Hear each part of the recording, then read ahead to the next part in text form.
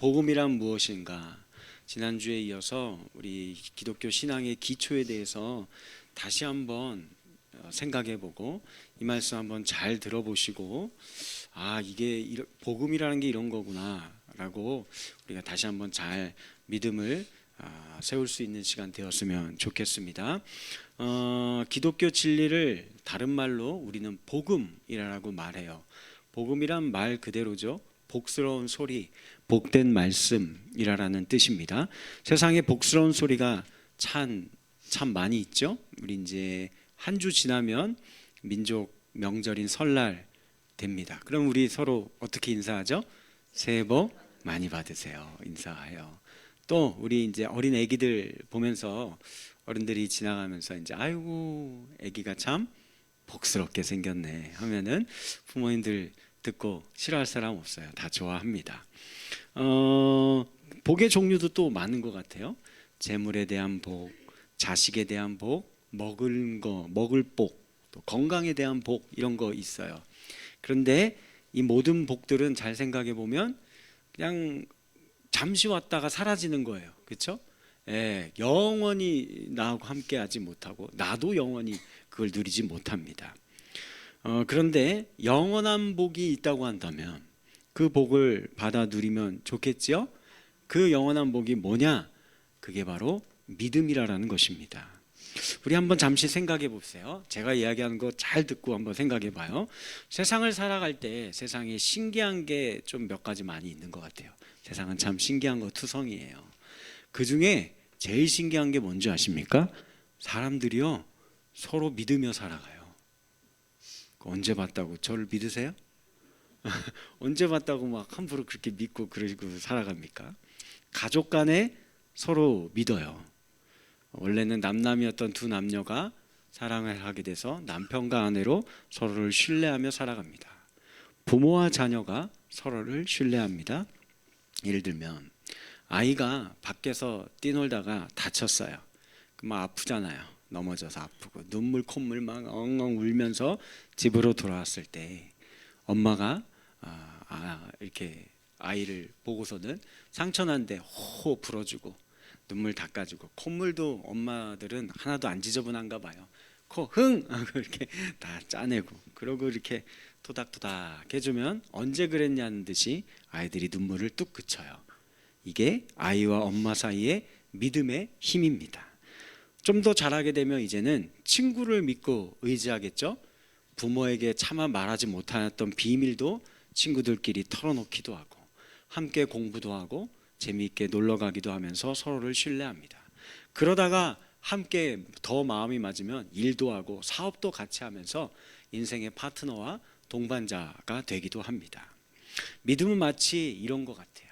사람과 사람 사이를 이렇게 보이지 않는 믿음의 끈이 연결되어 있는 것처럼 보입니다. 가족이나 친구만 이렇게 끈이 연결돼서 믿고 살까요? 아니에요. 잘 생각해 봐요. 이 세상에 믿을 놈 하나 없다라고 말은 하지만 사실 저와 여러분들이 세상을 생판 모르는 남들을 그래도 어느 정도 신뢰하고 믿지 않으면 아무도 세상에 나가서 못 삽니다. 그냥 집안에만 갇혀 있어야 돼요. 근데 우리가 이거를 해요. 그래서 좀 잘 생각해 보면 하루에도 몇 번씩 우리의 목숨이 위험할 만한 순간을 그냥 무턱대고 그런 타인들과 이 사회를 믿어서 그냥 그렇게 살고 있는 상황이 정말 많아요. 생각해 볼까요? 여러분들 버스 타지요? 버스 운전사님이 음주운전을 절대 안 할 거라고 확신하시고 여러분들은 늘 버스를 타고 다니시고 계십니다. 횡단보도를 신호가 바뀌어서 건널 때 저쪽에서 막 달려오던 자동차가 틀림없이 내 앞에서 멈출 거라고 확신하고 믿으면서 겁없이 그 자동차가 다니는 길을 막 횡단보도 건너 다니는 거예요. 음식점 가서 음식 사 먹을 때 음식이 상한 음식이 아니라고 나를 해치는 음식이 아닐 거라고 틀림없이 믿고서는 돈까지 지불하고 막 그거 사 먹고 막 그러고 다니십니다. 처음 보는 사람이 내 머리에다가 칼과 가위 막 들이대면서 이래도요 꾸벅꾸벅 졸면서 멋지게 내 이발을 해줄 거라고 믿고 그냥 여러분들의 머리를 갖다 맡기고 계시는 거예요. 한 달 열심히 일하면은 틀림없이 월급이 나올 거라고, 예, 하루하루 불안해서 빨리 주세요 이게 아니라 월급이 나올 거라고 믿고 일하고 계세요. 이런 거예요. 사람들 간의 신뢰와 믿음이 없으면은요, 세상은 돌아가지 않습니다. 아무도 세상 밖으로 나가지 못합니다. 각자 그냥 숨어서 살 수밖에 없는 거예요. 근데 우리는 이 모르는 사람에게까지도 요 믿음이 있기 때문에 신뢰를 바탕으로 사회가 움직이고 있는 겁니다. 고객을 속이지 않고 장사를 할 거라는 상인들에 대한 믿음이 있어요. 아무도 보지 않아도 열심히 내가 맡겨진 일을 일할 거라는 노동자들에 대한 믿음이 있습니다. 작은 박봉의 월급이라도 뇌물을 탐하지 않고 열심히 할 일 하는 공무원들이 있기 때문에 우리가 이렇게 살 수 있는 겁니다. 사람들 사이에는 서로를 이어주는 보이지 않는 이 믿음의 끈이 있기 때문에 우리가 지금처럼 안전한 세상에서 살 수 있는 거예요. 가족이나 친구처럼 좀 더 가까운 사람들끼리 이 믿음의 끈이 아마 좀 더 굵고 선명하겠죠. 그러나 멀리 떨어져 있는 생판 남이라 할지라도 이렇게 가느다란 믿음의 끈이 내재되어 있기 때문에 살고 있는 겁니다. 잡음이 좀 나오네요. 자, 그러면 한번 생각해 봅시다. 이 믿음이 어디에서 생긴 걸까요? 어디서부터 나온 것 같아요? 사람에게는요, 태어날 때부터 믿음이 내재되어 있는 거. 이 믿음을 누가 배운 적 있어요? 없어요. 우리 날 때부터 사람들이 이렇게 서로를 향한 신뢰를 기반으로 해서 살아가고 있는 거예요. 그럼 이게 어디서 나온 거냐? 모든 인류가 하나님의 자녀이기 때문에 태생적으로 이 믿음을 갖고 살아가는 겁니다. 마치 형제자매가 서로 믿고 돕는 것이 한 부모 밑에서 태어났으면 그냥 그거 하나만으로 서로 형제자매가 끝까지 서로 도와주고 도움받고 하고 살아가는 것과 똑같은 원리예요. 물론 하나님이 원래 우리 인간을 창조하셨을 때에는, 타락하기 전에는 이 끈이 더 단단했죠. 그래서 완전히 서로 믿으며 신뢰하며, 그래서 전혀 서로 간에 범죄하거나 해치거나 이런 일 없이 살 수 있었던 시대였어요. 그러나 인간의 타락으로 인해서 이 믿음의 근원인 하나님과의 믿음의 관계가 끊어졌어요. 이게 깨어져 버렸습니다. 하나님과의 믿음의 끈이 끊어진 거예요. 그로 인해 파생된 효과가 뭐냐면은 인간과 인간 사이에 불신의 골이 더 깊어지는 겁니다. 네, 자꾸 뭐 이상한 소리가 나더라고요. 지금 그래서 선풍기 바람 마이크 앞에 댄 것 같은 소리가 나요. 네, 네. 성령의 바람이 불어오고 있습니다.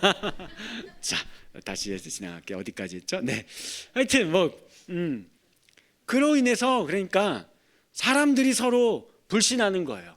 야, 저게 정말 믿을 인간인가? 이렇게 돼서 서로 속이기도 하고 상해를 입히기도 하고 살인도 저지르고 이렇게 되는 겁니다. 자, 그러면 생각해 봅시다. 사람과 사람 사이가 지금도 어느 정도의 믿음과 신뢰를 기반으로 해서 사회가 이렇게 돌아가고 있지만 좀 더 진짜 서로가 서로를 속이지 않아요. 서로를 완전히 신뢰해요. 그런 사회가 되면, 그죠? 사기꾼 없어질 거고, 그렇죠? 나를 상해하고 강도하는 사람도 없어질 거고, 나를 죽이는 사람도 없어지고, 진짜 더 살만한 안전한 세상이 되겠죠. 그러면 그렇게 되려면 뭐부터 시작이 될까요? 뭐부터 시작이 돼요? 뿌리부터 다시 회복해야죠. 뿌리가 뭐라고 했어요? 믿음의 근원인 하나님과의 이 믿음의 끈이 다시 회복되는 것에서부터 시작해야 합니다. 사람과 사람의 끈보다 더 앞선 것은 하나님과 사람 사이의 믿음의 끈이, 이게 더 중요한 거예요. 그러면 원래 우리 믿음의 근원자인 하나님과의 믿음의 끈을 이게 회복되면, 그러면 비로소 사람과 사람 사이에도 더 신뢰하고 거짓말하지 않고 불의와 불법을 저지르지 않고 범죄하지 않고 살아갈 수 있게 된다는 것입니다. 그럼 어떻게 이걸 하나님과의 관계를 회복할 수 있을까요? 하나님 보이지도 않는데요. 여러분들 하나님 보고 계시는 분 계세요? 하나님은 거룩하신 분인데요. 그 거룩이 뭐 보통 거룩한 게 아닙니다. 완전하고 절대적으로 선하시고 의로우신 분이에요. 그런데 어떻게 우리가 그분 수준까지 가서 그 대등한 관계를 다시 회복하고 형성할 수 있겠습니까? 어려워요. 그래서 사람들은 어떻게 해서든지 그분이 계신 곳까지 올라가려고 해요. 그래서 종교를 만들고 교리를 만들어내고 도덕과 윤리를 만들고 그리고 철학과 지혜와 이런 것들을 하는 겁니다. 그걸 통해서 하나님께 가까이 가고자 하는 거예요. 그러나 우리는 알고 있어요. 이 땅에 있는 어느 인간도 누구도 그 완전하신 하나님의 영역까지 도달할 수 없습니다. 하나님은 완전히 의로우시며 완전히 선한 분이기 때문에 그렇습니다. 인간의 그 어떤 노력으로도 하나님의 이 믿음의 관계를 회복할 수 있어요, 없어요? 없어요. 자, 그런데 여기 복된 소식이 있어요. 어디예요? 여기요. 여기 성경이 있다고요. 오직 단 한 가지의 방법이 있다라고 오늘 소개하고 있습니다. 하나님이 우리를 의롭게 여겨주시고 우리에게 믿음을 선물로 주시는 겁니다. 그 믿음의 관계가 선물로 우리에게 주어지는 거예요. 그러면 그 관계가 회복될 수 있어요. 오늘 본문의 말씀 3절 말씀입니다. 우리 같이 읽어볼까요? 시작. 성경이 의로 여겨진 바 되었느니라. 아멘. 이것이 오늘 저와 여러분들이 받고 믿어야 할 복음입니다. 사도 바울은 오늘 이 복음의 이야기를 아브라함의 경우를 예를 들어서 우리에게 이야기 형식으로 설명해 주고 있어요. 이 내용을 두 가지로 같이 한번 생각해 보는 시간 갖도록 하겠습니다. 먼저 첫 번째예요. 다 같이 읽어볼까요? 시작. 복음은 하나님이 우리를 믿음의 관계로 값없이 초대하셨다라는 것입니다. 우리는 이 복음을 믿어야 합니다. 아멘. 믿음이 어디에서 난 걸까요? 다르게 질문해 보겠습니다. 어떻게 우리가 완전하신 하나님처럼 의롭게 되어서 그분과의 요 믿음의 관계가 회복될 수 있는 걸까요? 요 샘플을, 예화를 여기 성경에 많이 이야기해 두었어요. 그 대표적인 이야기가 뭐냐면 이스라엘의 이야기예요. 이스라엘 출애굽 이야기를 한번 생각해 봅시다. 이스라엘이 하나님이 율법과 제사가 먼저 그들에게 주어진 거예요? 아니면 값없는 구원의 출애굽 은혜의 선물을 먼저 주신 거예요? 어려워요? 그러니까 이스라엘 백성들이 애굽에서 출애굽했죠. 홍해를 마른 땅으로 건넜죠. 영적인 세례예요. 구원을 상징하는 사건들입니다. 이 구원의 은혜가 먼저 받고 그 다음에 시내산에서 율법과 제사법을 받은 거예요? 아니면 먼저 교리 먼저 주시고 니네 이거 다 지켜야 돼, 이걸 행하면 내가 거기서 구원해 줄게, 이렇게 하신 거예요? 구원이 먼저죠. 은혜가 먼저입니다. 항상 구원은 이런 방식으로 우리에게 찾아옵니다. 그렇다면 아브라함도 어떻게 믿음의 조상이 된 걸까요? 오늘 본문 1, 2절과 3절 말씀, 먼저 1, 2절 말씀 읽어볼까요? 시작. 그런즉 육신으로 우리 조상인 아브라함이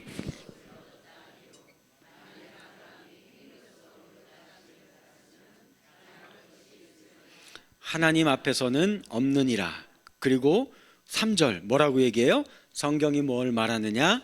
아브라함이 하나님을 믿음에 그것이 그에게 의로 여겨진 바 되었느니라. 아무 자랑할 것이 없었어요. 누가요? 아브라함이요.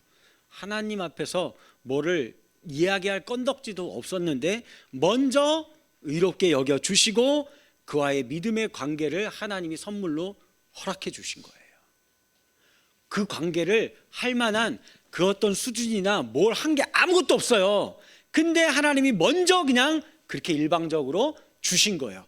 내가 너의 하나님이 되겠다, 너를 믿음의 조상으로 삼겠다, 이렇게 한 겁니다. 여기서 아브라함이 하나님을 믿었다라는 것을 그러면 무엇을 말하는 걸까요? 그가 믿음이 좋아서 의롭게 여겨주셨다라는 말일까요? 저와 여러분들은 믿음이 없는데 아브라함은 그래도 요만큼이라도 우리와는 다른 구석이, 아이 그래도 믿음의 조상인데 뭐가 있었겠지. 그래서 하나님께서 그래 그럼 넌 그 정도라도 있으니까 내가 너를 믿음의 조상으로 만들어 줄게. 너 믿음 있다라고 여겨 줄게. 뭐 이렇게 하신 걸까요? 아니, 전혀 아닙니다. 아브라함이 도대체 무엇을 믿은 걸까요? 자, 그 전에 생각해 봅시다. 우리가 흔히 이야기하는 아유 저분은 참 믿음이 좋아, 믿음이 좋은 분 같아 라고 말을 하잖아요. 그게 무슨 뜻이에요? 믿음이 좋다라는 게 무슨 말입니까? 이런 거 이야기할 때는 흔히 이런 걸 생각하죠. 그래도 저분은 주일 성수 잘하고 예배 웬만하면 안 빠지고 다 나가고 성경 말씀 사모해서 잘 읽고 또 묵상하고 기도도 많이 하고 헌금도 많이 하고 교회에서 직분도 받아서 헌신도 하고 봉사도 하고 전도하자 하면 전도도 하고, 그러다가 그가 예수님을 닮아가는지 성품도 점점 바뀌어요. 성품도 좋아지고 성실해지고 거짓말도 안 하고, 예전에는 말 함부로 했는데 이제 말도 함부로 안 하고 굉장히 온유하고 겸손해진 것 같아요.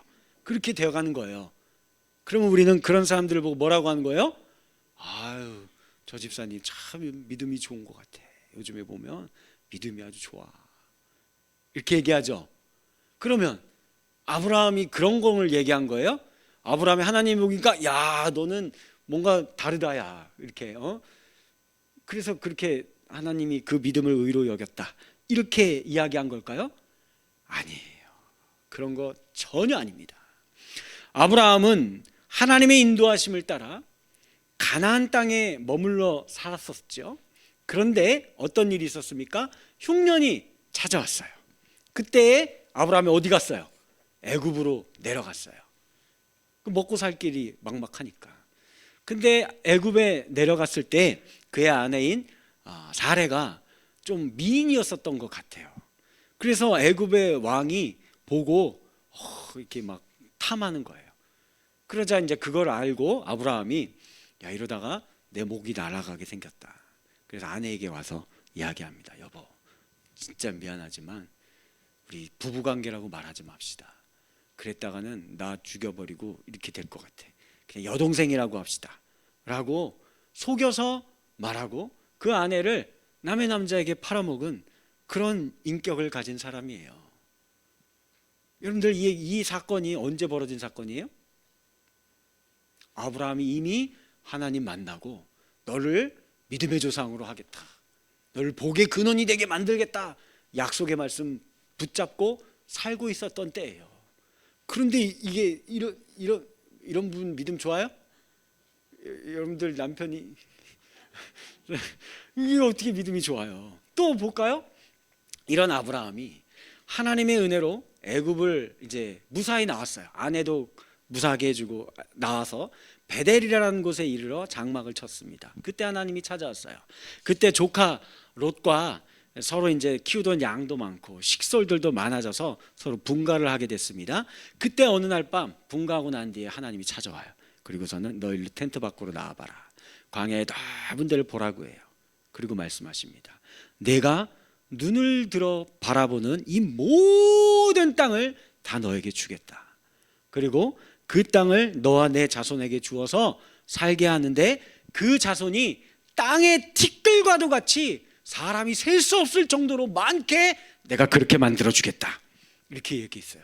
말씀을 언약을 다시 갱신해 주신 것이죠. 그때 아브라함이 어떤 반응을 보였을까요? 아멘, 할렐루야, 믿습니다. 뭐 이렇게 했을까요? 아니에요. 창세기 15장 2절 같이 읽어볼까요? 시작. 아브라함이 이르되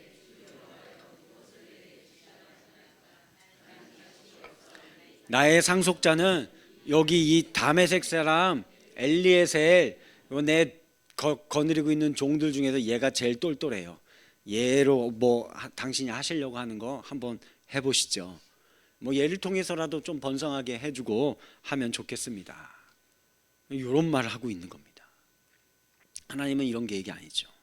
아브라함과 사라를 통해 난 독자 아들 이삭을 통해 자손을 번성케 해주시겠다라는, 이에 보이지 않는 하나님 나라를 만드시겠다라는 그 하나님의 말씀을, 계획을 아브라함이 믿은 거예요? 못 믿은 거예요? 못 믿었어요. 아니 믿음 이전에 이해도 못했고 깨닫지도 못했어요.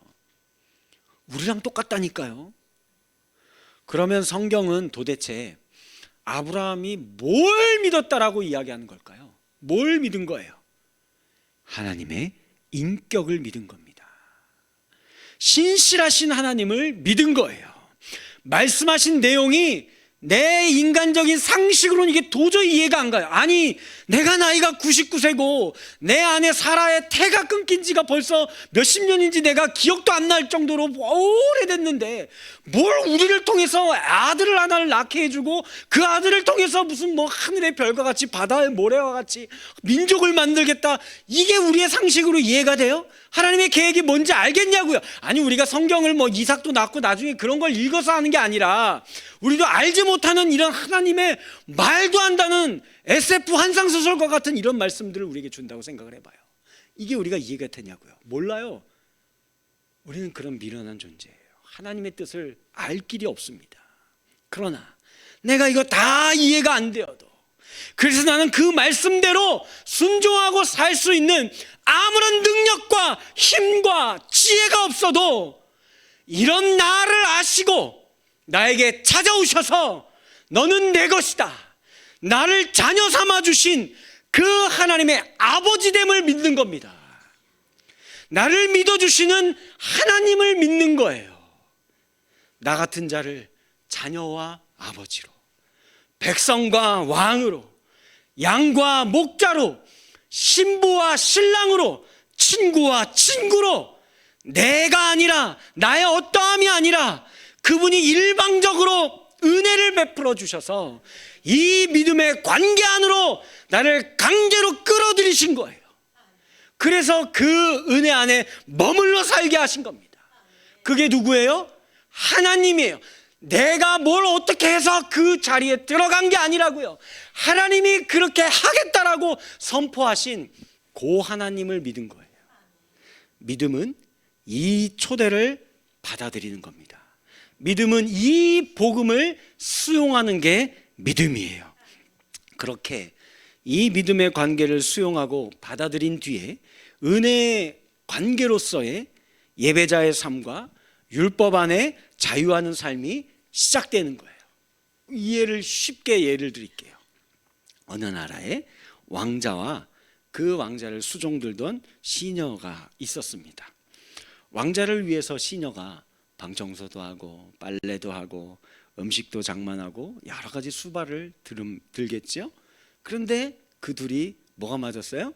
눈이 맞았어요. 그래서 서로 사랑하게 되었습니다. 그래서 왕자가 청혼을 하고, 근데 나 같은 것이 어떻게 왕자님하고 결혼할 수 있어요? 걱정 말라고, 내가 부모님들도 다 설득하겠다고 부모의 허락도 받아서 결혼식을 올렸습니다. 그래서 이제 왕궁에서 같이 살게 된 거예요. 그런데 생각해 봅시다. 결혼 후에도 그녀의 삶은 별로 달라진 게 없는 것 같아요. 그죠? 왕자를 위해서 방도 청소해주고 옷도 빨래에다 더 예전보다 열심히 다리미질도 해주고 음식도 만들어주고 합니다. 뭐 바뀐 게 없는 것 같아요. 근데 바뀌었죠. 완전히 180도 바뀌었죠. 뭐가 바뀌었을까요? 예를 들면 음식 하나만 해도 예전에는 먹고 배탈만 안 나면 돼요. 저 까다로운 왕자의 입맛만 맞춰주기만 하면 된다라는 그 마음으로 그냥 이렇게 한 거예요. 그죠? 근데 이제는요, 아니죠. 사랑으로 음식을 만드는 거죠. 이 음식 먹고 내 사랑하는 낭구님이 더 건강하기를, 그래서 나하고 더 사랑하면서 오래오래 살기를 바라는 마음으로 정성껏 음식을 만드는 거예요. 완전히 달라졌죠. 이와 같은 겁니다. 우리가 드리는 예배와 종교적 예식과 율법과 말씀을 지키며 사는 것이 바로 이와 같은 거예요. 먼저 하나님이 우리를 믿음의 관계의 자리로 값없이 초대해 주셨다라는 사실을 받아들이는 거, 요거를 믿는 것이 먼저예요. 여기서부터 시작하는 겁니다.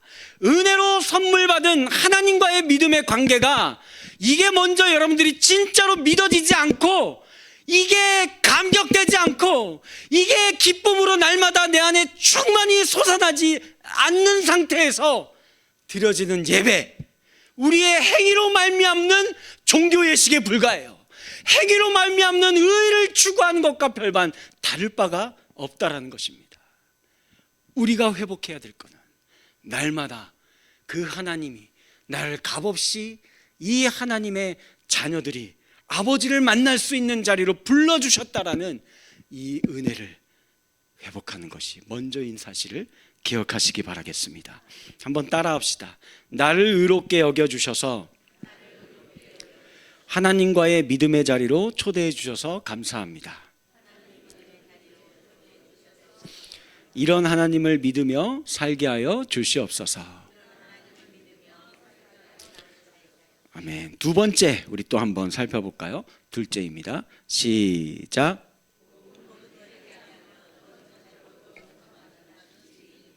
아멘. 오늘 본문의 말씀 7절과 8절 말씀 한번 같이 읽습니다. 시작. 불법이 사함을 받고 죄가 가려짐을 받은 사람들은 복이 있고 주께서 그 죄를 인정하지 아니하실 사람은 복이 있도다함과 같으니라. 사함을 받았다라는 말은 용서받았다라는 거겠지요. 죄가 가려졌다라는 것은 덮어준 거예요. 하나님이 덮어서 보이지 않게 해준다라는. 죄를 인정하지 아니었다라는 말은 죄인이 아니라 의인으로 의롭게 우리를 여겨주신다, 인정해주신다라는 말입니다. 이 말씀 사실은 구약에 있는 말씀 가지고 인용한 거예요. 다윗의 고백의 이야기입니다. 다윗은 어떤 사람입니까? 이스라엘 역사상 가장 위대한 왕이었습니다. 그런데 위대한 다윗도 씻을 수 없는 큰 죄를 저질렀어요. 가장 충성스러운 수하 중에 한 명이었던 장수 우리아의 아내를 범하였고, 우리아는 전쟁터에서 싸우다 죽게 만들었습니다. 이 사건을 저지른 뒤에 깨달았어요. 자신이 얼마나 비참하고 형편없는 인생인지를 깨닫습니다. 가장 화려한 비단옷의 왕의 복장을 입고 빛나는 면류관 왕관을 쓰고 예루살렘 높은 곳이에요. 그 예루살렘에 있는 성에서도 가장 높은 옥좌에 앉아 있으니 자기가 영광스러운 사람이라고 착각하고 있었는데, 내가 나를 돌아보니까 사실은 누더기 같은 인생에 불과하고 거름더미에 앉아있는 사람이라는 것을 깨닫게 된 거예요. 내가 나라를 세우고 나라를 이렇게 구한 위대한 영웅이 된 것이 아니라 내가 하나님의 나라를 파멸로 몰아가는 주범이라는 것을 깨달은 거예요. 왕이 된 후에 좋은 업적을 많이 남겨서 선행을 쌓고 업적을 쌓아서 이게 차곡차곡 쌓여 있는 줄 알았는데, 알고 보니 죄악 가운데 여전히 발버둥 치고 사는 비참하고 불쌍한 노인네에 불과하다라는 사실을 자신이 이제서야 비로소 깨닫게 된 겁니다.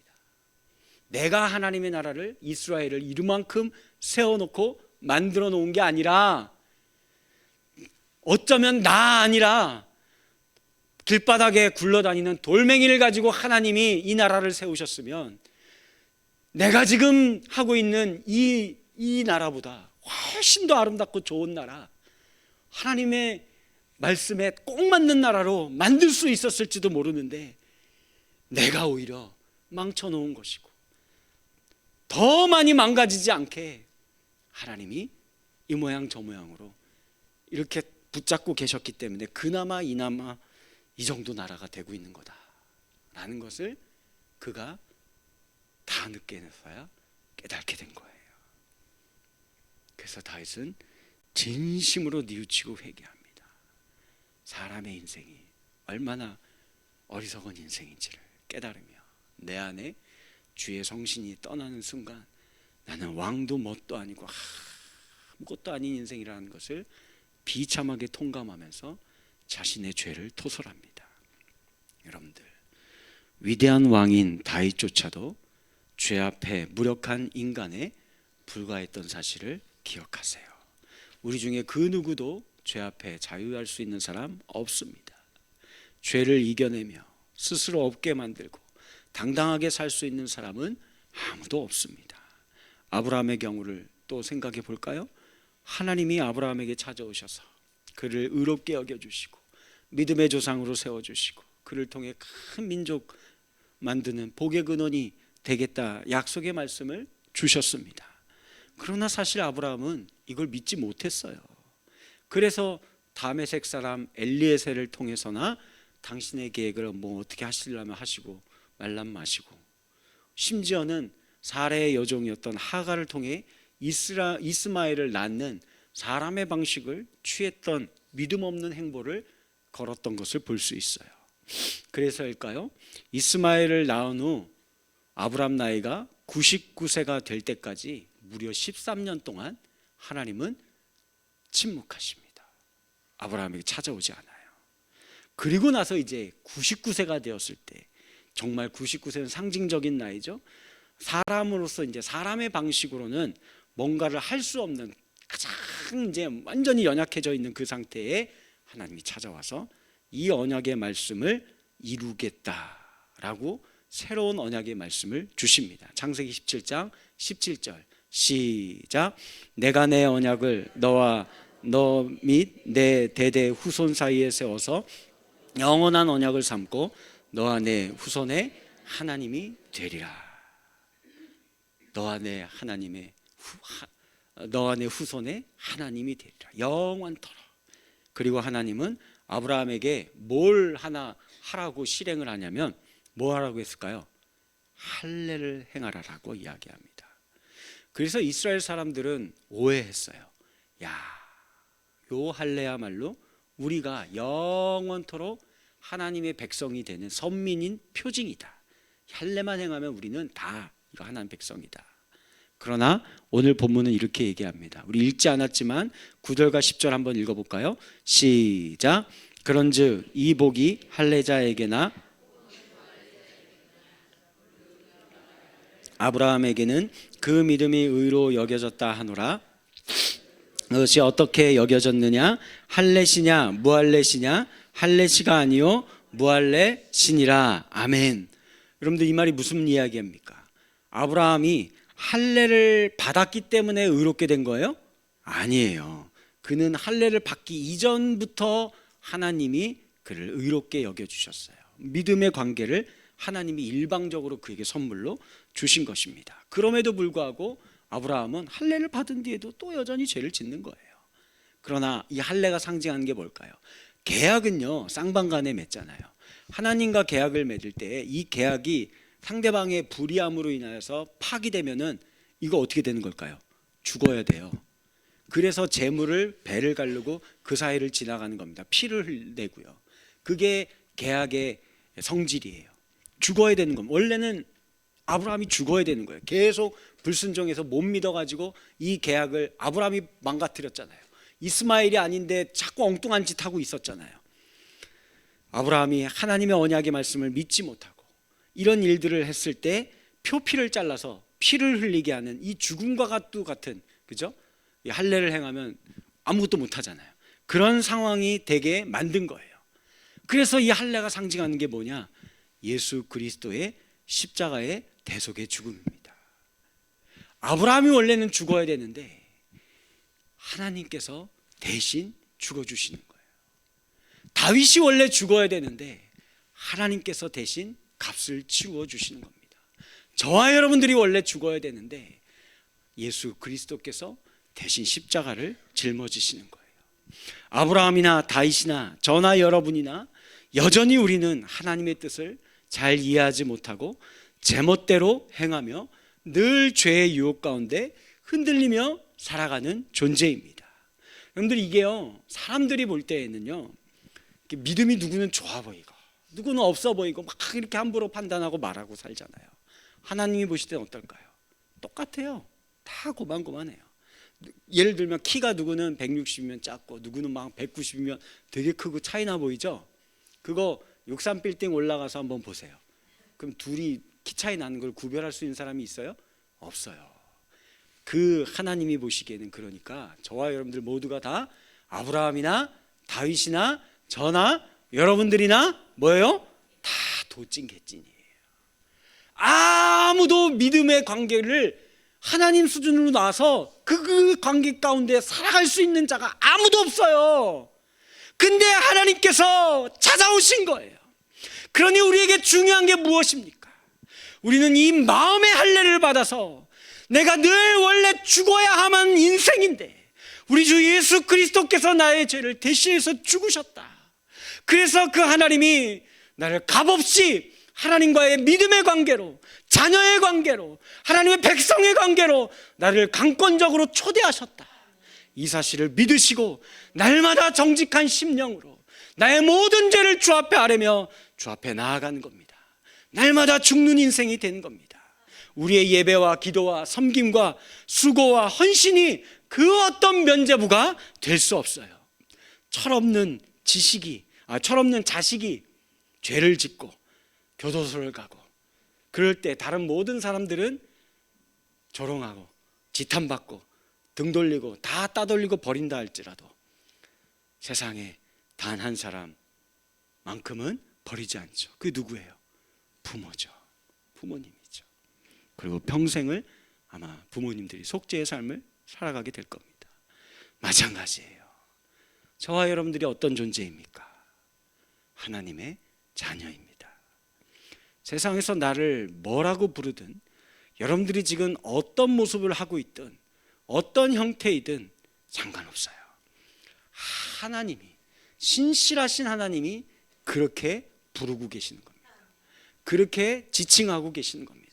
그 자리로 강권적으로 여러분들을 끌어들이고 계시는 겁니다. 그리고 자녀인 우리를 위해 독생자 예수 그리스도께서 대신 십자가에 달려 죽으셨습니다. 인류 역사상 이거보다 더 무겁고 크게 죄값을 치른 경우가 있습니까? 없어요. 잊지 마시고 이 복음을 믿으시기 바라겠습니다. 하나님이 우리를 자녀의 관계로 부르신 것을 믿으세요. 나의 어떠함을 믿는 게 아니에요. 내가 예배를 잘 드렸다 못 드렸다를 이걸 믿는 게 아니에요. 내가 성경을 잘 이해하고 깨닫고 있다 없다 이걸 믿는 게 아니에요. 하나님을 믿는 겁니다. 그 하나님이 나를 자녀로 부르셨음을 믿으시고 오늘도 그 하나님과의 믿음의 관계 안에 살아갈 수 있는 저와 여러분들의 남겨진 신앙의 인생이 되어지기를 주님의 이름으로 간절히 축원합니다. 우리 함께 찬양하고 기도하겠습니다.